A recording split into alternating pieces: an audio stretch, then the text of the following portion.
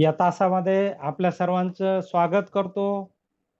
आजच्या तासाला आपल्याला स्थूल अर्थशास्त्रातील मूलभूत प्रश्न, basic issues study in macro economics म्हणजे स्थूल अर्थशास्त्रातील जे मुख्य प्रश्न आहेत, त्या मुख्य प्रश्नांचा अभ्यास आपल्याला या ठिकाणी करायचा आहे. आपण पाहतो की अर्थशास्त्र हे समाजाच्या किंवा लोकांच्या आर्थिक प्रश्नांचा अभ्यास करतं. आर्थिक प्रश्न कसे निर्माण होतात हे तुम्ही फर्स्ट इयरला पाहितलेलं आहे.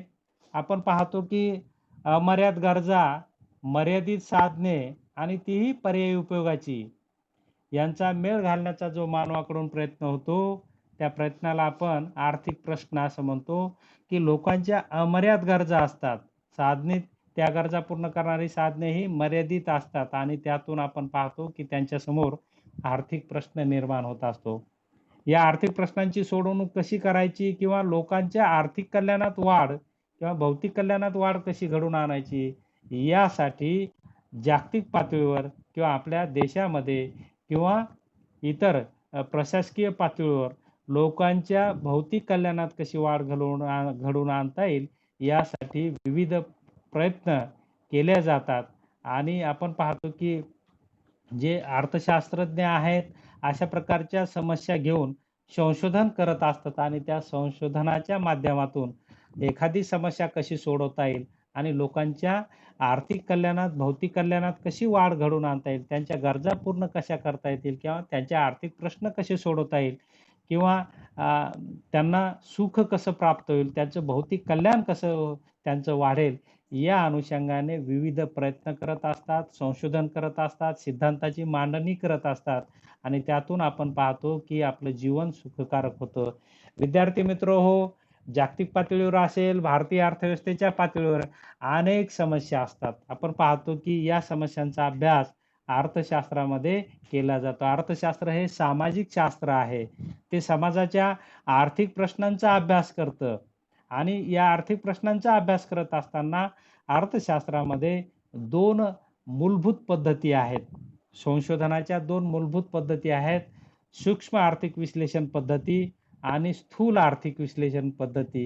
समाजामध्ये जे आर्थिक प्रश्न निर्माण होतात ते सोडवण्यासाठी किंवा त्यांची उकल करण्यासाठी या दोन्ही पद्धतीच्या माध्यमातून अर्थतज्ञ प्रयत्न करत असतात. आपण पाहतो की समाजामध्ये अनेक प्रकारची प्रश्न असतात आणि त्या प्रश्नांची उकल करण्याचं कार्य किंवा सोडवण्याचं कार्य अर्थतज्ञ करत असतात. आपण पाहतो की अर्थव्यवस्थेमध्ये अनेक आर्थिक प्रश्न निर्माण झालेले असतात. त्यामध्ये साधारणपणे सध्या आपण या कोरोनाच्या महामारीमुळे सर्वात महत्त्वाचा जो प्रश्न असेल, जागतिक पातळीवर निर्माण झालेला असेल, तो म्हणजे बेकारीचा होय. अर्थव्यवस्थेमध्ये बेकारी का निर्माण होते, बेकारी दूर करण्यासाठी काय केलं पाहिजे, अशा प्रकारचे हे सर्वांगीण अभ्यास करण्याचं कार्य अर्थतज्ञ स्थूल आर्थिक विश्लेषण पद्धतीच्या सहाय्याने करत असल्याचे आपल्याला दिसून येतात. त्याचबरोबर आपण पाहतो की अर्थव्यवस्थेमध्ये इतरही काही आर्थिक समस्या निर्माण होतात. त्यामध्ये आपण पाहतो की आर्थिक चक्र, ज्याला आपण तेजी मंदी असं आपण म्हणतो, की अर्थव्यवस्थेमध्ये तेजी मंदी का येते, बेकारी का निर्माण होते, अर्थव्यवस्थेचं नियोजन कसं असलं पाहिजे, अर्थव्यवस्थेच्या विकासात अडथळे कुठले येतात. तर हे सगळे आपण पाहतो की ह्या सगळ्या प्रश्नांची चर्चा किंवा अभ्यास स्थूल अर्थशास्त्राच्या पद्धतीने किंवा हे मूलभूत प्रश्न ज्यामध्ये आपण पाहतो की वाढती लोकसंख्या असेल, दारिद्र्य असेल, बेकारी असेल, आर्थिक विषमता असेल किंवा एखाद्या देशाचं मागासलेपण असेल किंवा एखाद्या देशाचा आर्थिक विकास कसा घडवून आणायचा आणि त्यामध्ये कसं सातत्य टिकवायचं हे असेल किंवा देशातील किंवा जागतिक पातळीवर तेजी मंदी असेल किंवा पूर्ण बाजारपेठ असेल किंवा मागणी पुरवठ्यामध्ये असमतोल असेल किंवा गुंतवणुकीचा अभाव असेल, बचतीचा अभाव असेल, तर हे कसं वाढलं पाहिजे, अर्थव्यवस्थेत रोजगार कसे निर्माण झाले पाहिजे, हे जे मूलभूत प्रश्न असतात, या सर्व मूलभूत प्रश्नांचा अभ्यास करण्याचं कार्य अर्थतज्ञ हे स्थूल अर्थशास्त्राच्या पद्धतीने किंवा स्थूल आर्थिक विश्लेषण पद्धतीच्या सहाय्याने करत असतात आणि त्याचं सोल्युशन हे शासनाला देत असतात आणि त्यामुळेच आपण पाहतो की जगामध्ये या सोल्युशनमुळेच, या सिद्धांताच्या किंवा आर्थिक विचारांच्या मार्गदर्शनामुळे अनेक राष्ट्रांचा विकास झालेला आपल्याला दिसून येतो किंवा अनेक राष्ट्र या विविध प्रश्नातून बाहेर पडलेले आपल्याला दिसून येतात. आणि म्हणून आजच्या तासाला आपल्याला जे मुख्य मूलभूत प्रश्न अर्थव्यवस्थेमध्ये असतात, हे मूलभूत प्रश्न कोणते आणि त्याची सोडवणूक कशी करायची, याविषयीचा भाग आपल्याला या ठिकाणी पाहायचा आहे. देशाच्या अर्थव्यवस्थेची संरचना आणि कामगिरी, आर्थिक कामगिरीवर प्रभाव टाकण्याचे सरकारचे प्रयत्न याचा अभ्यास स्थूल अर्थशास्त्रात केला जातो. स्थूल अर्थतज्ञ खालील प्रमुख प्रश्नांची उकल करण्याचा प्रयत्न करतात. त्यामध्ये 1 नंबरला देशाची दीर्घकालीन आर्थिक अभिवृद्धी कशी निर्धारित करता येते. अभिवृद्धी म्हणजे विकास दर. म्हणजे जसं की आपण पाहिलं की विकासाच्या अर्थशास्त्रामध्ये आपण पाहिलं देशाचा आर्थिक विकास आणि आर्थिक वृद्धी दोन्हीमधील फरक पाहिलेला आहे. तर विकास कशाला म्हटलेला आहे?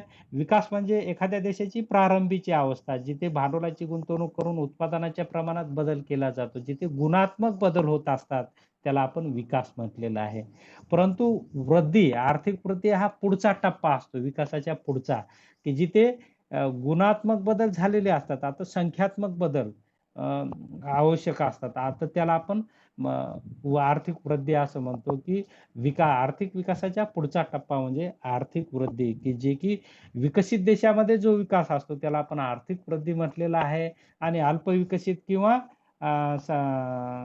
विकसनशील राष्ट्रांमध्ये जो विकास होत असतो त्याला आपण आर्थिक विकास असं म्हटलेलं आहे. की ही जी अभिवृद्धी किंवा आर्थिक विकास किंवा म्हणजे वृद्धी दर जो वाढवायचा असतो किंवा निर्धारित करायचा असतो किंवा त्याचं मोजमाप करायचं असतं, तो कसा मोजला जातो, तो कसा गृहीत घेतला जातो, त्याच्यामध्ये कुठले कुठले घटक गृहीत घेतले जातात, या सर्व घटकांचा अभ्यास अर्थतज्ञ या स्थूल अर्थशास्त्र पद्धतीच्या सहाय्याने करत असलेले आपल्याला दिसून येतात.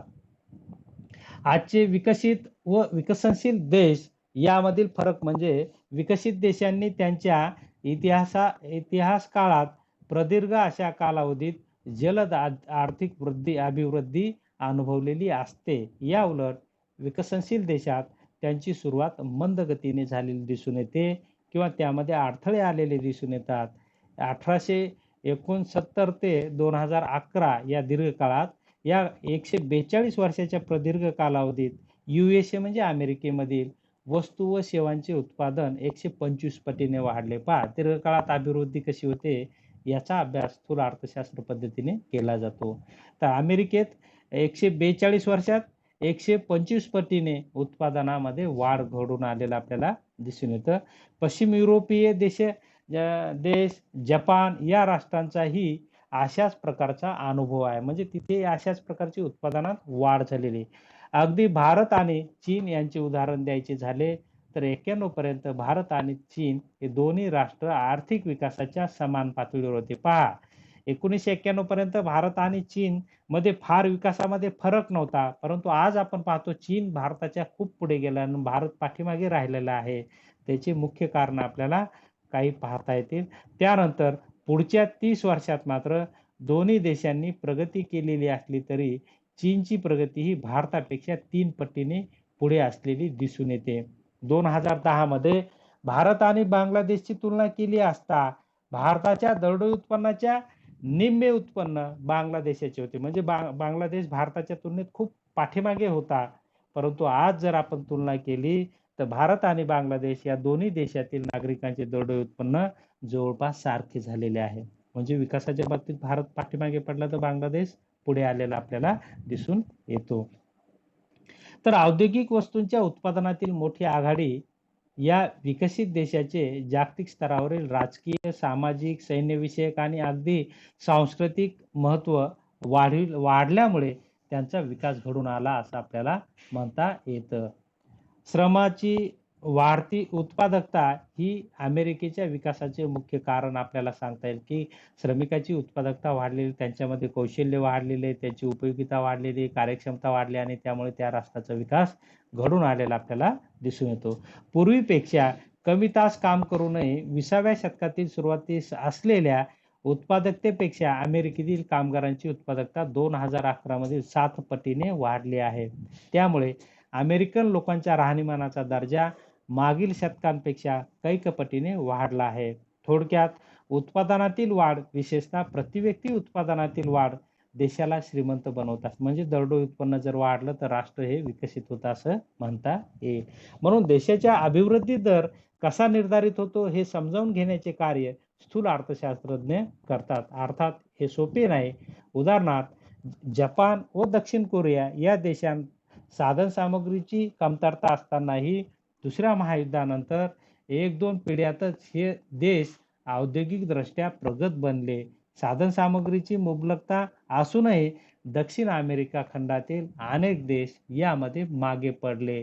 पहिल्या महायुद्धापर्यंत कॅनडा, अर्जेंटिना हे दोन्ही देश आर्थिक विकासाच्या पातळीवर सारखेच होते, परंतु दोन्ही देश शेतमालाची निर्यातही करत होते. या दोन्ही देशांमध्ये युरोपमधून लोकांनी स्थलांतरण केले आणि गुंतवणूक केली. तरी दुसऱ्या महायुद्धापर्यंत अर्जेंटिनापेक्षा कॅनडा खूप मागे होता, परंतु आजच्या स्थितीत आपण पाहतो कॅनडा हा अर्जेंटिनापेक्षा कैक पटीने पुढे विकसित झालेला आपल्याला दिसून येतो. त्यामधील लोकांचं राहणीमान हे अर्जेंटिनापेक्षा कॅनडातील लोकांचं राहणीमान 3 पटीने अधिक चांगले असल्याचे दिसून येतात. तर अशा प्रकारचे म्हणजे आर्थिक विकासासंबंधी ज्या म्हणजे आयडियाज असतात स्थूल अर्थतज्ञ ते सुचवत असतात आणि त्यानुसार राष्ट्रविकास घडून येतो, ज्यांनी त्या स्वीकारल्या किंवा त्यानुसार नियोजन केलं. स्थूल अर्थतज्ञांच्या मते देशातील बचत आणि गुंतवणूक अभिवृद्धी वाढविण्यात महत्त्वाची भूमिका बजावते. आपण पाहतो की जर रोजगार वाढवायचा असेल तर गुंतवणूक वाढली पाहिजे आणि गुंतवणूक ही बचतीवर अवलंबून असते आणि बचतीचा दर जर चांगला असेल तर मोठ्या प्रमाणात भांडवल गुंतवणूक होऊन रोजगार निर्माण होतो असं आपल्याला म्हणता येईल. की आपण पाहतो की भारतामध्ये बचतीचा दर कमी असल्यामुळे आणि बचतीचं रूपांतर भांडवलात तेवढं होत नसल्यामुळे आज आपण पाहतो की मोठ्या प्रमाणात भारतामध्ये बेकारी दिसून येते. तर देशाचा विकास करायचा असेल तर बचत आणि भांडवलाची महत्त्वाची भूमिका स्थूल अर्थशास्त्रामध्ये असलेली आपल्याला दिसून येते. त्यानंतरची दुसरी समस्या आपल्याला स्थूल अर्थशास्त्रामध्ये अभ्यास केला जातो, जे की आर्थिक चढउतार जे असतात त्याला तेजी मंदी किंवा व्यापार चक्रे असं आपण म्हणतो. त्याचाही अभ्यास स्थूल अर्थशास्त्रामध्ये केला जातो किंवा ही एक मूलभूत समस्या आहे. तेजी मंदी किंवा तशा प्रकारचं संकट जे आर्थिक संकट असतं त्याला आपण राष्ट्राच्या आर्थिक क्रियेत उच्चावचने किंवा चढ उतार होत असतात. आर्थिक अभिवृद्धीची प्रक्रिया ही एकसुरीची किंवा सातत्याने वृद्धिंगत होणारी नसते. अल्पकाळात त्यात विविध तीव्रतेने चढ उतार होत असतात. म्हणजे त्यामध्ये अडथळे येत असतात. अर्थतज्ञ या आर्थिक क्रियेतील अल्पकालीन व काही वेळेला तीव्र स्वरूपाच्या असणाऱ्या आंकुचन व प्रसरण पावणाऱ्या व्यापार चक्र याचा अभ्यास अर्थशास्त्रामध्ये केला जातो. 1929 ते 1933 या कालावधीत जागतिक महामंदी आली होती. त्यानंतर चे उत्पादन 30% कमी झाले होते. पुढे 1939 ते 44 या दुसऱ्या महायुद्धाच्या काळात ही मंदी दूर होऊन त्याची जागा तेजीने घेतली होती. त्यानंतर एवढ्या तीव्रतेने मोठे चढ उतार जागतिक बाजारपेठेमध्ये झालेले दिसून येत नाहीत. त्याचबरोबर थोड्याफार प्रमाणात मात्र चढ उतार असलेले आपल्याला दिसून सध्या कोरोनाच्या संसर्गाच्या महामारीमुळे मात्र अत्यंत कमी कालावधीत जागतिक उत्पादन आंकुचित झाले आहे.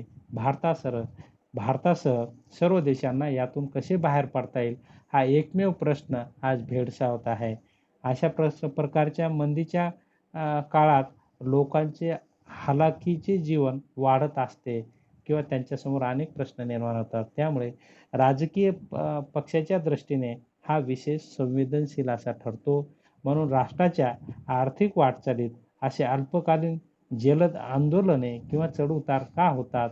अल्पकाळात तेजी मंदी या दोन टोकाच्या अर्थव्यवस्था हेलकावे का घेते? यावर काही उपाययोजना करता येतात का? या संबंधी अर्थतज्ञ अभ्यास करून उपाय सुचवत असतात.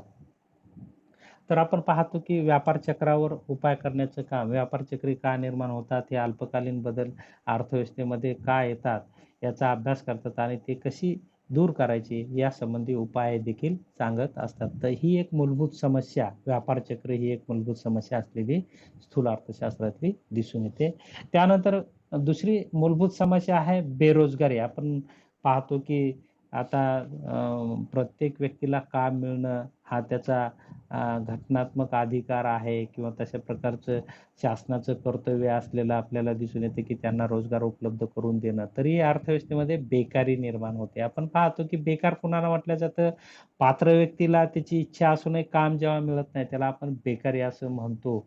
आणि विकसित राष्ट्रापेक्षा विकसनशील राष्ट्रांमध्ये किंवा मागासलेल्या राष्ट्रांमध्ये बेकारीचं प्रमाण जास्त असतं. कारण विकसित राष्ट्रांमध्ये लोकसंख्या वाढीवर नियंत्रण असतं म्हणून तिथे बेकारी निर्माण होत नाही. परंतु अल्पविकसित राष्ट्रांमध्ये आणि विकसनशील राष्ट्रामध्ये लोकसंख्या वाढीवर नियंत्रण नसतं आणि म्हणून लोकसंख्या वाढीचा वेग हा मोठा असतो आणि त्यामुळे त्या देशामध्ये बेकारी निर्माण होते. मग अशा प्रकारची बेकारी का निर्माण होते?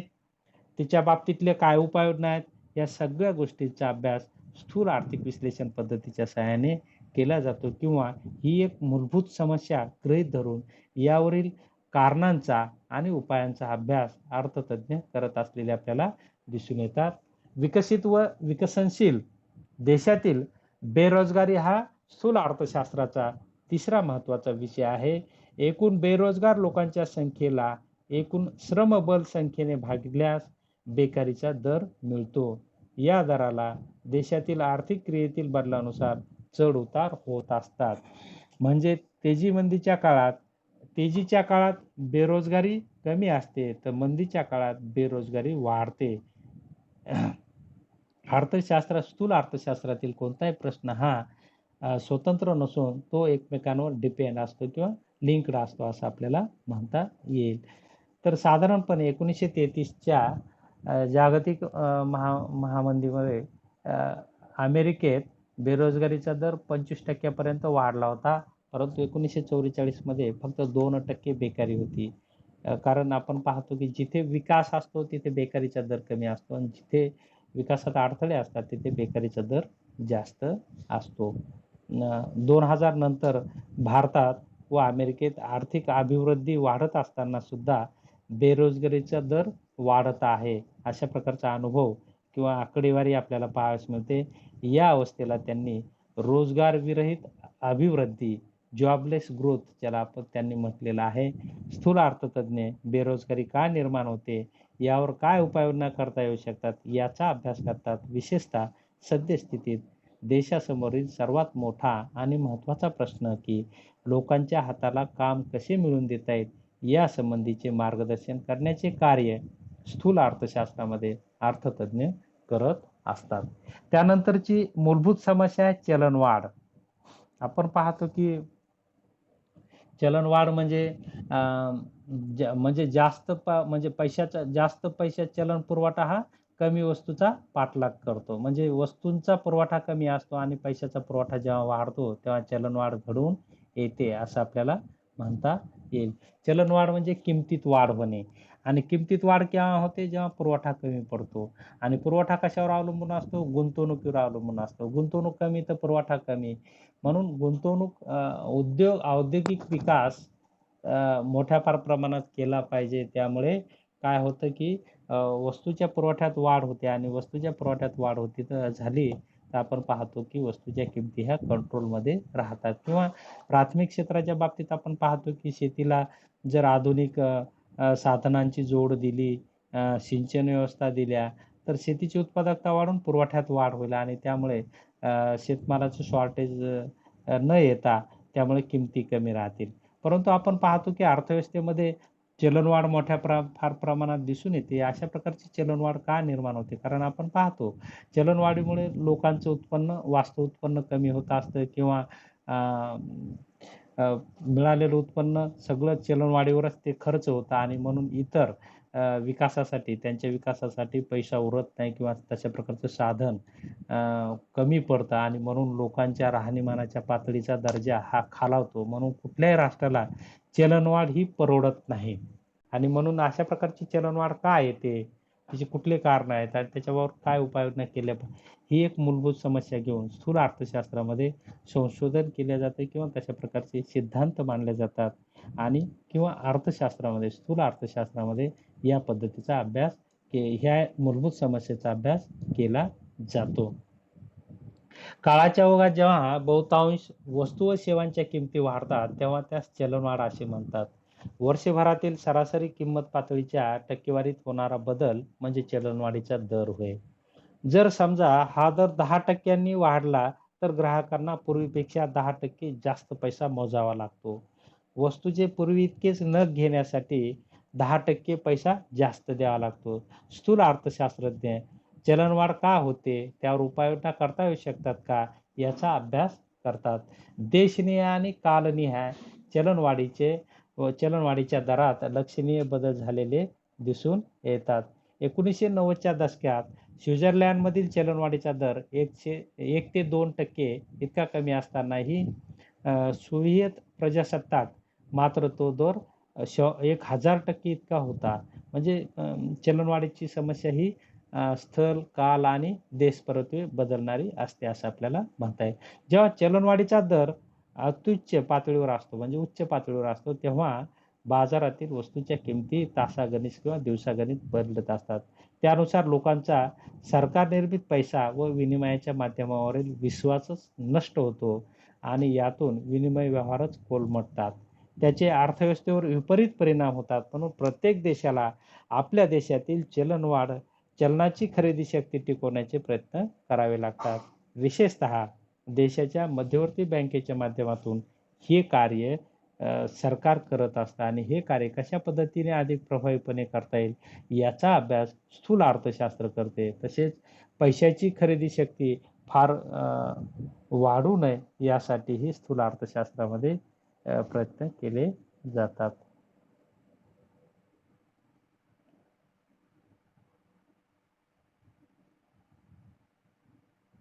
त्यानंतर जी समस्या आहे, जागतिक आर्थिक अर्थव्यवस्थेचा भाग असलेल्या राष्ट्राच्या अर्थव्यवस्थेवर त्यांचे काय परिणाम होतात म्हणजे जागतिकीकरणाचा अभ्यास केला जातो. ही एक मूलभूत समस्या आहे. आपण पाहतो की जागतिकीकरणामध्ये मोठ्या प्रमाणात विदेशी गुंतवणूक आणि तंत्रज्ञान येत असतं आणि त्यामुळे देशांतर्गत उद्योगाला किंवा तंत्रज्ञानाला धोका पोहोचतो. अशा प्रकारचा एक अफवा म्हणा किंवा तशा प्रकारचा अनुभव काही राष्ट्रांमध्ये आला. आपण पाहतो की भारतीय संस्कृती ही आपण पूर्वी जर पाहिलं तर भारतामधील खेडी ही स्वयंपूर्ण होती.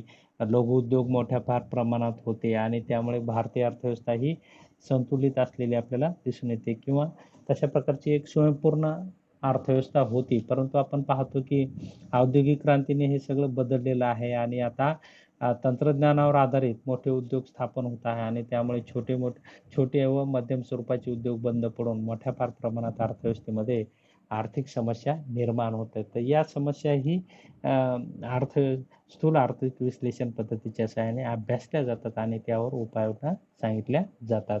जागतिक आर्थिक व्यवस्थेचा भाग असल्यास राष्ट्राच्या अर्थव्यवस्थेवर त्याचे काय परिणाम होतात? थोडक्यात आंतरराष्ट्रीय अर्थव्यवस्थेशी जोडल्या गेल्यास त्याचे देशावर काय परिणाम होऊ शकतात याचा अभ्यास स्थूल अर्थशास्त्रामध्ये केला जातो.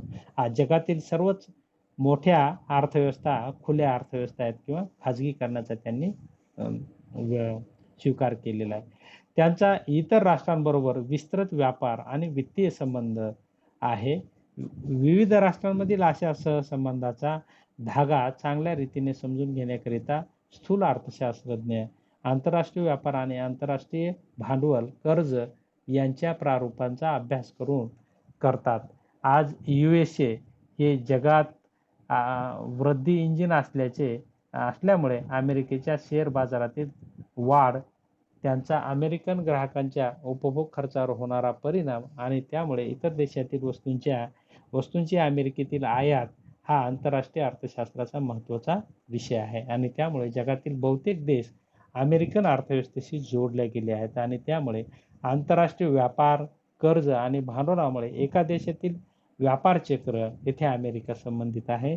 दुसऱ्या संबंधित देशात कसे संक्रमित करता येईल याचा अभ्यास स्थूल अर्थशास्त्रात केला जातो. म्हणजे अमेरिकेत जर अत्युत्पादन झालं, जास्त उत्पादन झालं तर आंतरराष्ट्रीय व्यापाराच्या माध्यमातून ज्या देशात उत्पादन नाही तिथे हे उत्पादन पाठवून तिथली मंदी कमी करता येते. म्हणजे आंतरराष्ट्रीय व्यापाराचा जर विस्तार झाला, बाजारपेठ वाढवली तर तेजी मंदीवर उपाय मिळतो असं अर्थतज्ञ म्हणतात.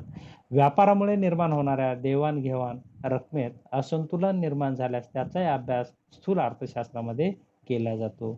व्यापारातून वाढावा किंवा तूट निर्माण होत असते. हे असे संतुलन का निर्माण होते? असे असंतुलन का निर्माण होते? ते राष्ट्राच्या आर्थिक आरोग्यासाठी घातक असते का? ते व्यापारातील भागीदार राष्ट्रांकरिता अनुकूल किंवा योग्य असते का? या संबंधी प्रश्नांची उत्तरे शोधण्याचा प्रयत्न स्थूल अर्थशास्त्रज्ञ करतात.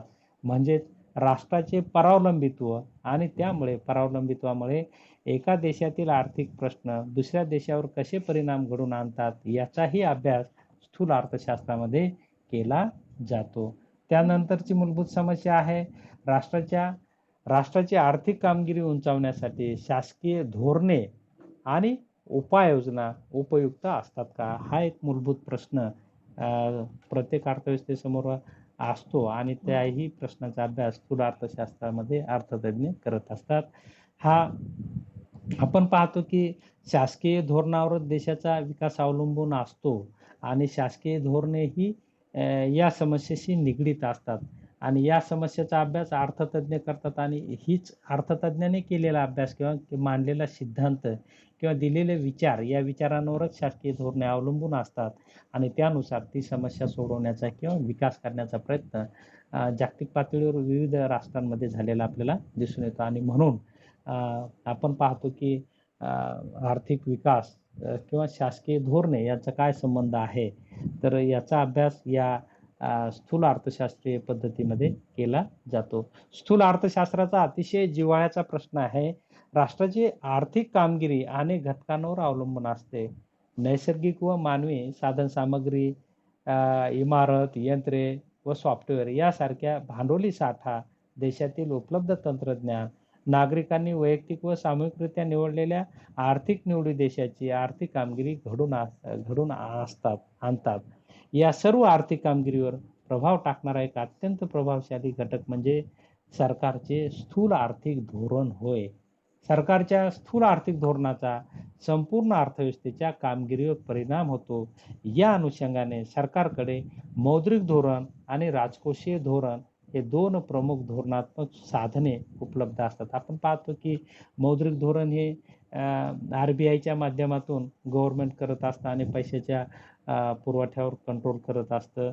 त्यानंतर राजकोषीय धोरण म्हणजे शासन स्वतः हे अवलंबित ज्यामध्ये शासनाचा कर असेल, कर्ज असेल, खर्च असेल, कर्ज असेल या साधनांचा त्यामध्ये समावेश होतो की अर्थव्यवस्थेतील परिस्थिती पाहून या धोरणामध्ये बदल केला जातो किंवा व्यापार चक्र थांबवण्याच्या अनुषंगाने किंवा स्थिरता निर्माण होण्याच्या अनुषंगाने किंवा विकासाच्या अनुषंगाने या धोरणात वेळोवेळी बदल केला जातो किंवा तो बदल कसा करावा या बाबतीतलं विश्लेषण स्थूल आर्थिक विश्लेषणामध्ये अर्थतज्ञ करत असतात. राजकोषीय धोरणात राष्ट्रीय उत्पन्न, राज्यस्तरीय आणि स्थानिक पातळीवरील सरकारची खर्च व कर विषयक धोरणे येतात. मौद्रिक धोरणात सरकारच्या नियंत्रणाखाली मध्यवर्ती बँकेचे पैशाच्या पुरवठ्याविषयीची धोरणे येतात. देशाच्या आर्थिक परिस्थितीनुसार सरकार उत्पन्नापेक्षा अधिक खर्च करते. अशा परिस्थितीत तुटीचा अर्थभरणा असे म्हणतात. तसेच देशाच्या एकूण आयात मूल्यापेक्षा निर्यात मूल्य कमी असेल तर त्या व्यापारास तुटीचा व्यापार म्हणतात. जर देशाच्या अर्थव्यवस्थेत दोन्ही प्रकारची तूट असल्यास त्यास जुळी तूट असे म्हणतात. या दोन्ही तुटीत सहसंबंध असतो का? असेल तर त्याचा अर्थव्यवस्थेवर काय परिणाम होतो? त्यावर काय उपाययोजना करता येऊ शकतात? याचा अभ्यास स्थूल अर्थशास्त्रामध्ये केला जातो. अशा प्रकारे स्थूल अर्थशास्त्रीय मुद्दे आणि समस्या बहुतांश वेळा परस्पर संबंधित असतात. त्यामुळे एखाद्या स्थूल अर्थशास्त्रीय प्रश्नांचा अभ्यास करत असताना उदाहरणार्थ सरकारच्या तुटीच्या अर्थ भरण्याचे परिणाम, त्या प्रश्नाचा प्रश्नापुरता स्वतंत्र अभ्यास पुरेसा नसतो, तर त्याचा इतर स्थूल आर्थिक प्रश्नांशी उदाहरणार्थ व्यापार वाढावा सहसंबंध असतो. म्हणून अर्थव्यवस्था ही एक संपूर्ण सजीव व्यवस्था असून एका क्षेत्रातील किंवा बाजारातील बदल संपूर्ण अर्थव्यवस्थेच्या वर्तणुकीत बदल घडवून आणत असतात. याचे भान ठेवूनच स्थूल अर्थशास्त्राचा अभ्यास केला गेला पाहिजे.